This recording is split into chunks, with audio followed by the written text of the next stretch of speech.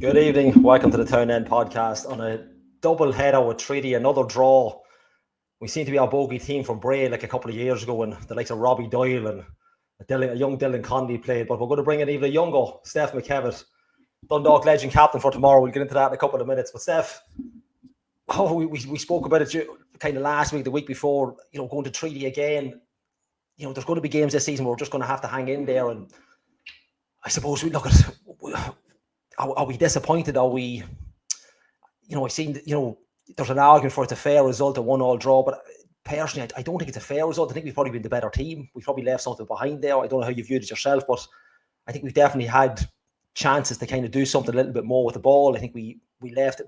In my opinion, we left something down there in Limerick tonight. Yeah, I'd have to agree with you. It was probably not the exact same as the home match because we probably dominated the home match even more and we were 2-0 up obviously instead of 1. But yeah, once you go ahead, you're sort of thinking this team just sees the games out like they have been doing all season, and it was probably a little bit annoying that we conceded. You could probably pick a lot of holes in the goal as well, saying it's for this team to concede that sort of goal wasn't great. And then you have the chance at the end. You just think you're gonna slot it. I thought it was a great chance, and look, the keeper saves it, but you'd be hoping it was converted to go up the road with 3 points. But yeah, like it's an away game. You pick up a point on the road, but when you reflect on it and you're looking through it, we probably didn't have big, massive chances where you should be saying, "Oh yeah, we definitely should have beat them out of sight," but you did feel in control of the game a lot. The only slight worry for me now is probably a lack of goals. You usually relying on Ebbe, and when he doesn't hit, then Gax has been sort of picking it up, and Hogan at times as well. But when you come out of the M3, you're sort of really struggling for players that have scored a few goals for us in big games as well. So, but yeah, like everything's going well so far. It's just a bit frustrating that you probably haven't left there with 3 points and just don't let it, like the likes of Bray and Cove, claw a wee bit back on you. Wee bit frustrating, I'd say, to be honest. Yeah, I think that will be the worry. Well, not a worry. I mean, look, it's still early days on the second round of fixtures, but that will be a worry. We kind of mentioned a couple of teams at the start of the season. Cove, even at loan. You've got Finn Harps, who had a late one tonight as well. Obviously not affecting us just at the minute, but we mentioned there, we lock there. It's Bray again tonight. Like you said, they're on a bit of a winning mentality now as well, just like ourselves. But you'd expect maybe to go down the Treaty having, like you say, been 2-0 up in Oriel Park, and that's probably playing on their mind. But we've come out tonight. We've definitely been the better team. Now, look, I always say on this show that you can have all the ball you want. If you can't do it with it, you probably deserve nothing from a game. But tonight's game was kind of one of those that, it's a great pitch. It's been a wet day, but I mean, everything kind of went right for Dundalk. We kind of started really well. We've gone out with that mentality again of 1 or 2 changes. You'd have McHale in at left back, but I mean, it's and at the back again. But even with someone like like you say, Ebby up top, it just didn't seem to fall right from tonight. We've had the ball, we've had chances, we've had Hogs going through the middle. Kyo's had a great game again, but are we looking again as are we heavily reliant on someone to put the ball in the back of the net again? I hope we're not going down that road again. Like you say, we've a lack of goals. We've a lot of 1-0s this year, 1-alls. We've the odd kind of 2 double goal, double barrel shots in there as well. But it does, for all intents and purposes, it does look like over the next couple of games, we really have to hit the ground running in terms of taking our chances when they come along to hit the back of the net more often. Yeah, and look, just to touch on the point you made about team selection and things like that. Like I thought, it was probably one of our stronger teams. Obviously the big standout was Sean Keogh on the bench. I don't know what that was, just a rotation, a niggle or something like that. But I thought it was odd because of the season he's had to date. You couldn't take away from Vinny Leonard coming back in. I think he's been fuck perfect since he started the season on fire pretty much, and he's probably been unlucky that Maya has just come back and come straight in, but since his injury. But Michael pushing the left full, I think he's more comfortable in that centre half, and he can see the whole game in front of him instead of just having to deal with a winger. So I was just saying, I was trying to figure out if Leonard was going to be going left full or Michael, or even go three centre halves or wing backs. I was trying to figure it out. Maybe Hogan to go left wing back and Gaxed right wing back, or O'Keefe either. I sort of was scratching my head at that one. Even Parashev not coming on, you'd have to imagine with us going 1-1 even then that he would have been brought on if he had been anyway fit. Yeah, you can only put that one down to injury, I suppose. Although Tracy kept the ball ticking along, and I think he slid Cax in for the chance at the end, and you'd like to be finishing those chances like. That's one of those that kind of happened to Owen Kenny at the start of the season as well. We one or two chances. I can't remember the game. It could have been Kerry. Well, you're not 1-on-1. It's not the same as Gaxley, but then with little half chances, not half chances, but just at the end, kind of close range, 1-on-1 with the keeper almost. You got to be taking them. You got to be taking them if you want to succeed and you want to get up this ladder as quick as you can. And I know, we're at the top. We're expected to go and win this league, but we're not going to get it handed to us. You got to be taking those chances. And that's what Treaty they've crept back into the game late on. But even the Gaxa chance, it is late on in the game. But things like that, you're really hoping they don't come back to haunt you later on in the season.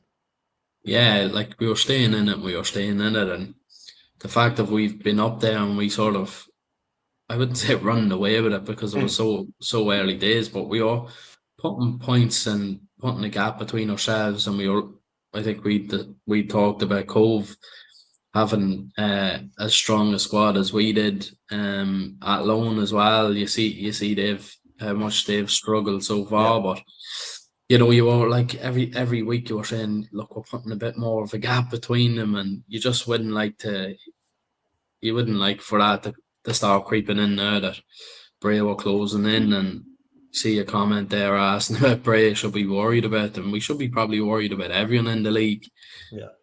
Obviously there's some teams that there's big gaps between us, but on the day, anybody can sort of take points off anyone in this league. You're going down to Limerick on a Friday and wet and windy, and we see how well that's went. But yeah, like the big chance at the end, I suppose.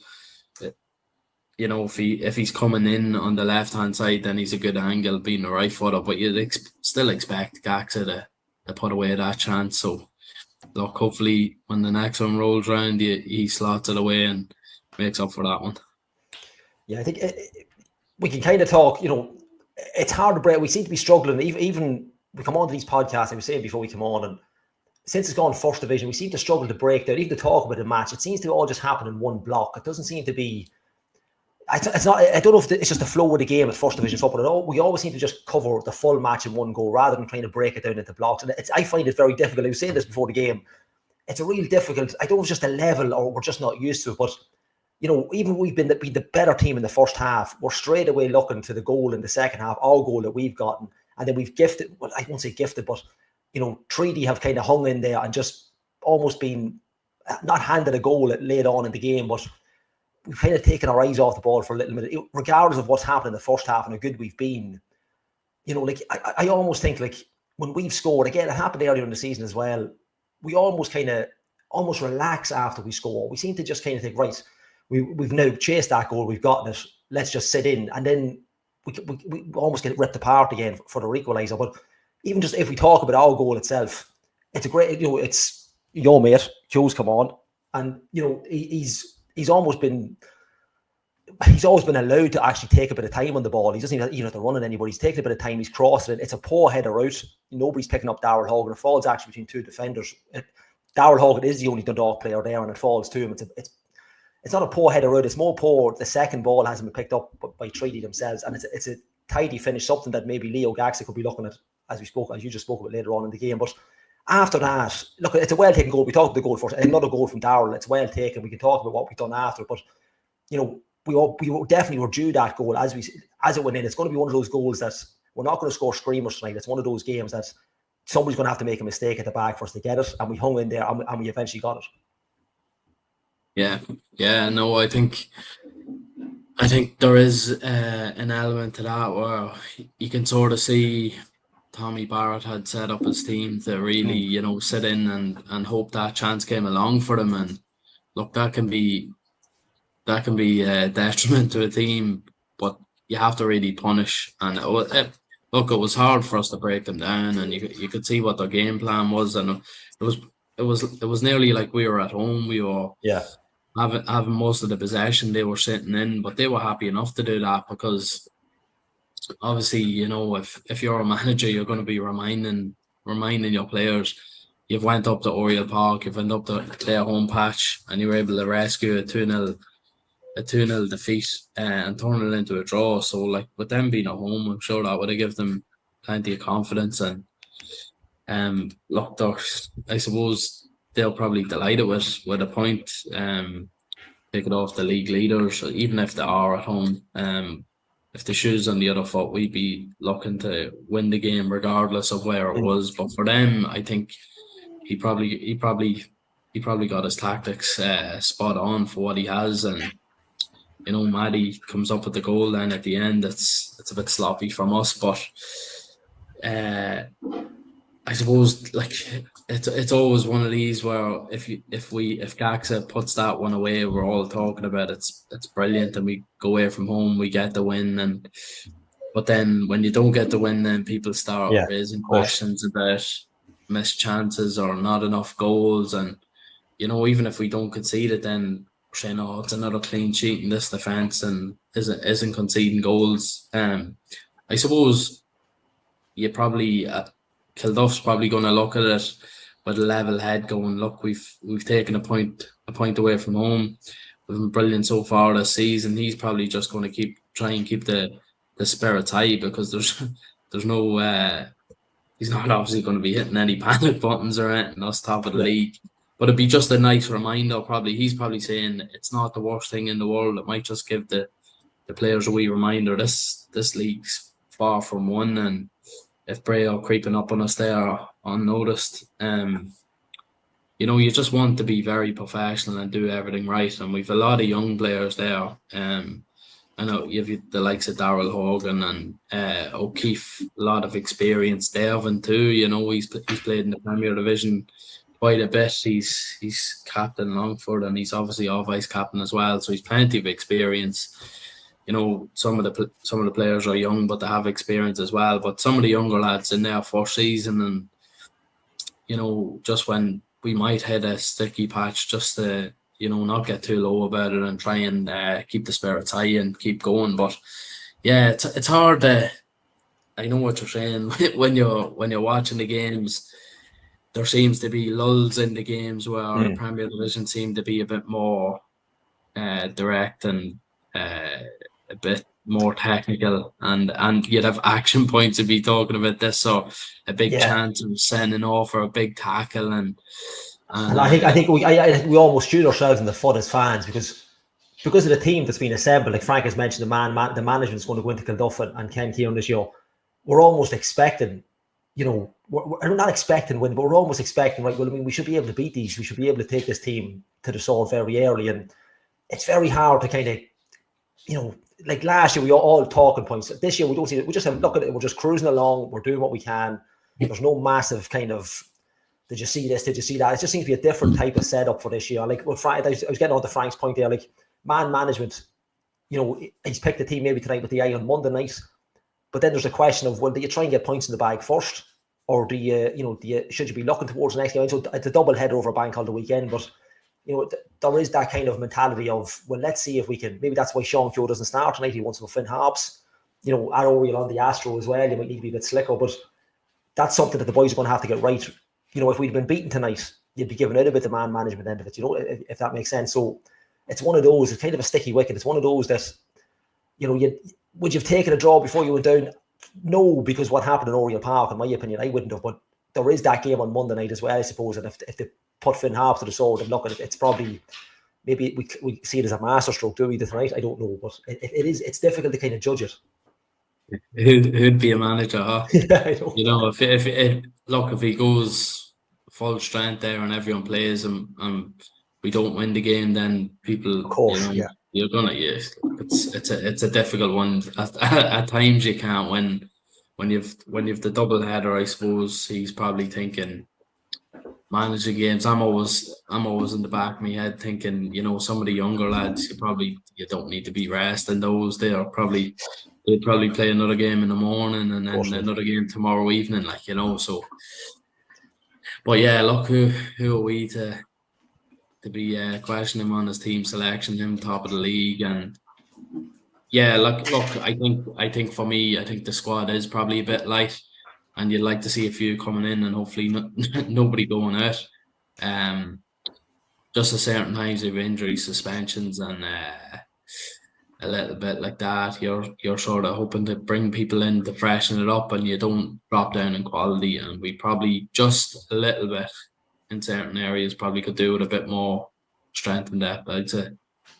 Just talking about players individually, we've got a voted for man of the match from Timad. Don't forget to drop in your man. It will be. We are bite-sized podcast this year really, but we're even bite-sizer tonight because we have a massive game in Oriel Park tomorrow. It's Steph's captain of the Dundalk team, which you get in a couple of minutes. But we're going to be bite-sized tonight and bite-sized Monday night, so double header this weekend. We'll get your names in the man of the match. We get you some pizza. But when we score tonight, like I was saying earlier, it's almost that relief that we finally got a goal, and let's see how many we can score. That's the mentality. Because for years we've obviously taken the Premier Division as we're always going to be there. And when we come down, I don't mean come down to this level. That sounds really it sounds like we're very arrogant. We're not. We put together a really good team. We've probably the best budget in the league and coaches and stuff. But we finally get the goal, and then you're thinking, right, everybody kind of, take the, can we go at them or do we relax and still go at them? Because we're still expecting to score another one. But then Treaty just we almost seem to invite them on. We've done that. We were guilty of that in the Premier Division as well. With Stephen O'Donnell, we always give teams a chance. And at this level, if you want to go up early if you want to go up with a couple of games to go, a couple of games to spare, to give yourself a break, or you don't want Bray breathing down your neck, or the Cove Ramblers or the Athlons, you got to put teams to the sword. The Gags a chance later on, but to let Treaty come back into the game when they didn't really, like you said, they just hung in there. They've just hung in there all night. We haven't battered them by any stretch of the imagination. We've had more of the ball. We've definitely moved the ball better, but they've hung in there. They've done what's right by whatever way Tommy set them up, and they've gone and grasped the goal. It's a little bit of an error has come across the box. I don't know who's diving for it. Could be Sean Keogh. I'm not 100%, and it's just popped out to there's nobody on him. Same as Hawken. There's nobody on him. Nobody marking him, and it's one of them that when you score, you kind of think this is probably the game now. It's probably going to end like this. We've had the Gags a chance afterwards, but there is almost that air of, right, that's probably it now. We're now in for another 1-1 draw, and you're probably disappointed then coming away after conceding a goal like that. Yeah, like they'll probably pick it apart and try and eradicate any sort of error they have. That's the killer about only seeing it one time. No pun intended there, but you don't see the replays, and you're just sort of, the first time you're watching it, if it doesn't end in a goal, then you just forget about it. But when it is a goal, then I like to see it back and just try and go through it and see where we could have improved. And look, they'll go back over it and see what happened there. It just seemed like, I don't know if it was that part of play or not, but Devon had seemed to switch with O'Keefe. And Devon had seemed to drift it out the rifle. I don't know if that just happened because one of them got caught out of position, or if that actually, because O'Keefe went it back in at rifle then after that. So maybe it was just something like that, a lapse of concentration, or somebody getting dragged out of position.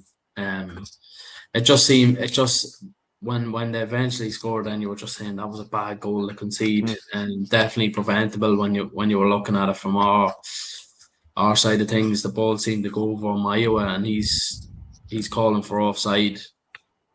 Was it offside or not? I'm not sure. He was calling for it anyway, as you would as centre half. Ball going over your And head. that's the issue with not. Look, we wouldn't have had the angle for the offside anyway. We don't have the camera regardless, but you don't get the benefit of the replay until you see the highlights on the FAI page probably Monday at this stage. But it is one of them that he's calling. And if he's calling when it's not, it's I hate to see it, but you're going to call, obviously, as a defender. You're going to put your hand up for absolutely anything that's close. Yeah, definitely. So look, it'd be interesting to see it back and just see, what could have happened there. But I just noticed that Devon had gone into right full at that stage. So yeah, look, it's annoying to concede that way, especially as we've been pretty solid the whole season. I suppose you could throw a red flag up for the Treaty home game as well, and Bray unnecessary heart attacks at the end after being 3-0 up. But yeah, look, it's the lads have come in and have been excellent defensively, like so sound. Never mind the clean sheets, been giving up not many chances, and at that level in the first division, not even to be giving up chances is very, very good. So look, hopefully they can just mark it down for experience and learn the next time. And when you sort of get into you take the lead after 70 minutes or whatever, or close to it, or just after it, you're sort of thinking, experience then, and don't call for betting easy. If they're going to score, make sure it's a worldly or a well-worked goal, So it just looks sloppy at the time. So it'll be interesting to see it back when we see the replay in about 2 weeks. We'll have to get Chris on the case of quicker replays. But even all look, it's a 1-1. It's we've got a double header this week, a chance to put things right. I mean, don't mean put things right. It's not like we've been beaten, but I mean, you want to at least clear up in Oriel Park from Monday night. But we're still we're still unbeaten. We're still 5 points clear. We can't even really be giving it really at this stage. We're 10, 11 games and 10 games, and it's not the only worry, like you said at the start of the show, is the Brays of this world are kind of breathing down our neck. Bray were kind of in there. We played Bray a lot of weeks ago, and I thought they're one of the worst teams I'd seen. But they got to a playoff last year, so they're obviously going to, they've obviously got a bit of momentum. Maybe it's on a new pitch, I don't know, but they're going to be something that I didn't really have them in the mix at the start of the year. Kind of with Cove Ramblers, possibly Wax for that loan. But these nights like these, the Gags a chance, for instance. We had this with Owen Kenny earlier in the season. These chances are going to have to be taken if we're going to kick on and put that little bit of gap. We forget it's a 5 point gap now at the minute. I mean, it's huge. It's massive in football terms. To claw that back, we'd have to go on a stupid run, and everybody behind us would have to keep winning game after game. So we can't really be giving out too much. Although we're disappointed, maybe we're not the result we wanted. To be 5 clear after 10, 11 games, we're just started the second round of games as well. It's not a bad position to be in, considering where we were 4 or 5 months ago. Yeah, Jesus, you're trying to pick little bits of faults and things in games, or people saying, "Oh, you're going too easy on them" or whatever. But yeah, like the likes of Bray there, they had such a patchy start of the season. We went down and bet them 3-1, and then I think Finn Hobbs maybe beat them 4 or 5-0, and you're sure that you were nearly putting a line through them, writing them off. Yeah. At that stage, but they've gone and won 5 on the bounce. Maybe with some of the new players coming in, really like the look of Curtis, even though he was very limited against us, and he comes with a big reputation. I think he was Rovers underage, and he went to Wexford and signed with Bray, but they could be just clicking into gear now. So you want to just keep them at arm's length. Don't let them get any closer than 5 points, and the best way to do that is just keep looking after your own business.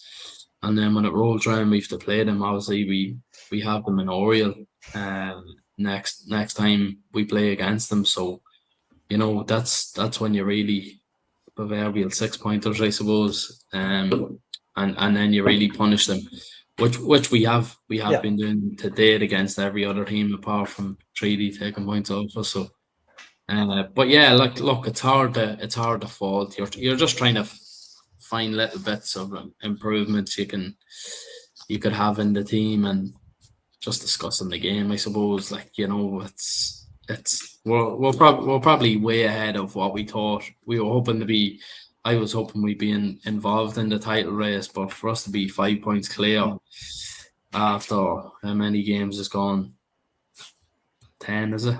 Possibly. 10. Yeah. And yeah, it was the last round, the first round, last match of the first round last week. So yeah, like for us to be 5 points clear after 10 games, Jesus, I would have bit your hand off for that at the start of the season. Oh, but to get 5 points probably from the first 10 games would have been all right considering the season we had. I think James Rogers said last week we won. I think we had the same amount of wins already as we had the whole of last year. I mean, I know, look, it's Premier Division to First Division, but it still has to be done. You still got to go out and play these teams that are used to playing First Division week in, week out. And unfortunately, they don't get that chance to maybe be promoted and want to take points off the bigger clubs coming down. And it's going to be a tough. Look, it's a long season. We can't be giving out too much. But it's it's just frustrating when you go down and like the Suffers was good. It was a good setup, and then it's just you kind of have plenty of the ball, and again you get nothing. You don't deserve it if you have the ball in the back, and you can't take your chances. That's what we're dealing with. But just before we'll do our man of the match, we get straight into our man of the match because it is going to be a shorter podcast. And Chris will probably share this for going so early, but he's in draw, so he can't do it. But we're back on Monday night. But we'll quickly run through our man of the match. We have a couple of votes in. It's not looking like one-way traffic. We don't have many people in. As I said, I'll give a special mention to, I think there's maybe 150, 200 fans. We're down to Limerick this evening as well. Like we say every week, there's probably going to be more fans going to the away game this year than there's ever been. And we'd have to do a podcast somewhere on the road. We'd have to get down somewhere to an away ground and do a podcast somewhere because there seems to be that many people heading down to the games, which is great to see. But Steph, look, we'll go for a man in the match. We'll give someone a pizza. And we'll have to tell Vinny we want to give away a double pizza. It'll be one on Monday night as well. So give us your man of the match there. We'll try and sort it out a 50-50 split. We'll snake the double pizza in for Easter weekend if Vinny won't mind. We just say Gally said. But look, I think we were solid enough at the back. Like obviously Hogan's got the goal, but there's been plenty of mention for Devon. I think Leonard did do quite well, and he had a couple of tussles with a couple of their strikers, and he matched up well. Like for a young kid to like come up against season pros like Maddie, and obviously he's got the goal, but I thought he matched up well against him when he came on. But Devon, look, it's hard to go against Devon. He was a bit of a driving force in the middle. He was getting people going. You could see he was disappointed when the goal went in as well, and he tried to lift it again as a good leader in the team would do. So like I think it's hard to go against Devon tonight, to be honest with you. Thought he was quite good tonight, to be fair. Yeah, I think it's probably the first. It's not the first night. There was a game. I think maybe was it the Treaty at home match? It could have been actually Treaty at home, where we didn't really have a massive kind of outpouring for one particular player. We couldn't really decide. But I think if I want to pick someone tonight, look, shout out for Leonard as well. I thought Kyo was excellent when he came on, which again we don't know if maybe from Monday night, Steph. It's a strange one that he hasn't started, but could be a fitness thing as well. Normally I'm waxing lyrical about Ebby as well, but maybe just didn't get the run of the green tonight. But for me, Devon has been excellent. Right back, centre mid. He's just going to be one of those players for us this season. We kind of alluded to it when he got the vice captaincy last year in Oriel Park. We were talking on the live one with the two lads, and he's going to be a massive player this season. And I think it's not an obvious one, but I think Devon for what he's done tonight. Look, Hogan's taken his goal as well, but I think Devon for me would be probably our outstanding player tonight. If there was to be one, then I'd have to go with that one. So we have a couple of people in. We have Steph Pick. We were one of three. Who have we got? Tin Tomato. We have Ronan Keneally, and we have Jason Crawley. And Jason Crawley does he get a lot of pizzas? He's a voting here. He didn't vote. It's actually his son Tom. He says here. Yeah, Steph, I don't know. I missed too many, so I don't know who's got pizzas this year. I tell you what we'll do. We'll go. Steph, give me 1, 2, or 3. Go on. You can't see the screen. Two. Right back. Two. Right back. So it is Ronald Keneally. Congratulations, you get yourself Yes. a podcast pizza on us. Give Vinny a shout. We'll pass his name on. We'll have another one to give away on Monday night as well, so don't be too disappointed, folks. Sorry, Jim. I'm Sorry, sorry, that's Fintan. not. They've got pizzas before, to be honest. But look, just from one epic game tonight, I suppose, with a couple of Dundalk FC legends to a proper Dundalk set of FC legends tomorrow. Steph, just give us a rundown of what's happening in Oriel Park tomorrow. Just the last maybe 2 minutes of the show. You're obviously the captain of Dundalk Legends for the Féileacáin game tomorrow in Oriel Park. I don't know how I've managed that. Obviously, been good friends with Dean's. Probably swung that one for me. Some of the players playing just, have captained the club and have been, stalwarts, European adventures and leagues, cups, doubles, you name it. They've had it. But yeah, look, I think it's obviously a charity that's close to Dean's heart in Féileacáin Fathers. They do tremendous work. There's a lot of people even close to home here that have had good use of the facilities or talk very highly of them. It's a tough thing to go through to lose an infant in pregnancy or a childbirth. So the work that I believe they do is incredible and a great support to fathers that have lost and to have that common bond for these. Even because there's obviously a football team that goes along with it that go and play charity matches and raise funds as well. So for even them to have that we break away from, the tragic loss that they suffer, to meet up with fellow fathers and play a match and even, just talking on the sideline for an hour and a half, whatever, is amazing. But yeah, the match is on tomorrow at 1 p.m. up in Oriel Park. We're hoping the rain stays away. It's free admission into the game. So it will be a bucket collection. I think the Dundalk Trust is going to help out with that. And Riley's really pushing it. So fair play to Anne as well. We've everyone in the podcast is involved. I think you're going to be talking a bit of sense up in the gantry doing commentary for the game. Listen to Tom O'Connor talking. Tom O'Connor. He'll have some of the stats. He'll probably do a halftime quiz and absolutely grill you, Gally. So you may do some info and looking up in your knowledge. Donald, Chris, and Pingu the gaffer are going to be playing with Team Charlie May. So and then myself and the Dundalk Legends. But yeah, to get some of the boys like the likes of Dane Massey back into Oriel Park, he probably didn't get the send off he deserved. Well, he didn't get the send off he deserved. For one reason or another, but it'd be amazing to see him back at Oriel Park. The likes of Gary Rogers, Chris Bennion, Paul Crowley, Robbie Farrell from the 08 team that got us up into the Premier Division the last time around. Tiernan Malvana has crossed to the dark side since, but we won't hold that against him. But yeah, look, there's a list of players there I could reel off. So if you want to go up and see them for another time playing in Oriel Park for Dundalk Legends and myself also, get yourself up to Oriel Park at 1 o'clock and look, it's for an amazing cause. And I think there's still Jerry Arrowsmith's going to be flogging raffle tickets as well. There's €10 raffle ticket, but there's some amazing prizes. There's lots of signed jerseys. There's an overnight stay in a hotel. I called into Mocara the other day, and Fino Mulligan, ex drummer in the Shedside Army, he gave us a €50 voucher and for the Mocara Stubbies, infamous.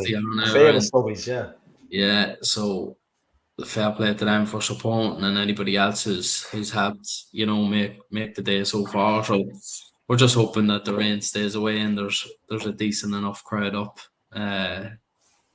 for a decent enough match. I'd say there'll be plenty of goals anyway, and everyone could be very critical of how I played, and I'm open to it all because you get the shot in midfield, will you? You get the shot. You don't get the shot right back, will you? Be midfield, will you? Midfield general. John White was texting me saying stand aside, son. No, man, no, he wasn't really. But yeah, his daughter, Kira, I've seen her a couple of years ago, but she's since broken into some team in Tala, playing green and white. She's broken into their first team the last couple of weeks, so he'll be doing a part-time shift tomorrow. So look, whatever Darius Cairns, the gaffer, says, we'll just have to go along with. But yeah, like even some of the boys bringing their kids up. Chris Bennion told me his nephew's coming over from Scotland. Brilliant. And different things like that, like to reconnect with some of the boys, just an excuse to chat to some of the lads you would have shared a dressing room with for years, like boys that I would have looked up to, and then was lucky enough to get into the dressing room with. And there's other lads that have missed out as well, like Flano's obviously recovering from the knee operation. We wish him well. So like, hopefully if it goes well, we'll get another charity event going. It's just always great to see some of the lads that represented the football club impeccably over the last few years, whether it be picking up trophies or helping keep the team in the league, or just anybody that's represented the club. And people that you haven't seen in years. Robbie Dunn, like, we all dream of a team of Robbie Dunns for years, so proper legends like that. And then I've just clung on to the tailcoats being involved in the podcast. It's made you to absolutely hit a screamer tomorrow night. No pressure. So yeah, you'll have to do the goal Lazio. It should be a crack game. I'd experienced it playing. I played for transplant football out against Féileacán down south in Coleman's Park about 8 weeks ago, and it's an amazing experience to see these lads. And what, like you say, the football element, because maybe lads don't want to talk to each other, men don't want to talk. It's a great kind of a level or a game of football and getting everybody together. And look, it's a fantastic event to be involved in. So 1 o'clock kickoff, Steph, is that correct? It is, yeah, because I have to be up there at 12. Chris told me he's going to be up at 11:30 with the camera. I won't be there that early. It's not, yeah, 1 o'clock. Yeah, Donald, Chris, and Pingu told me they're sharpening up the studs tomorrow, so I'll be moving it on pretty sharpish if any of them comes close to me at all. So, but yeah, look, I'm looking forward to meeting up with the lads, playing the match. It should be incredible. So look, if anybody's free tomorrow, it's free entry, and if you've a couple of coins to throw into the bucket, that'd be greatly appreciated. Or if you have €10 to enter the draw, that'd be brilliant as well. So hopefully see everyone up there, and hopefully it's a good day for everyone involved.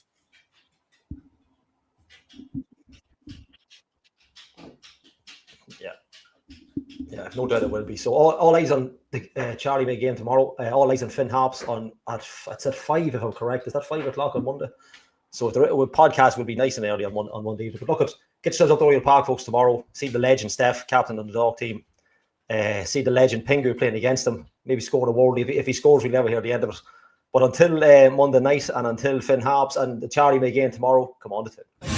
My black and white scarf, my black and white scarf, my black and white scarf, my black and white, yeah, it's black and white, we're just black and white, it's my black and white, it's my black and white scarf.